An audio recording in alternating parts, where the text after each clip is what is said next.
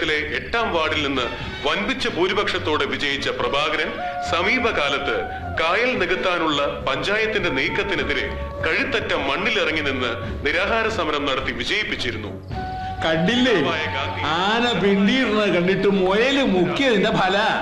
പറയാൻ പറ്റില്ല, ചില പാവം തന്നെ കള്ളനോട്ട് കൊടുത്തതാണെങ്കിലോ. ശരിയാ, ഈ സമരവും രാഷ്ട്രീയവും ഒക്കെ കള്ളത്തരത്തിന് നല്ല മുറയല്ലേ.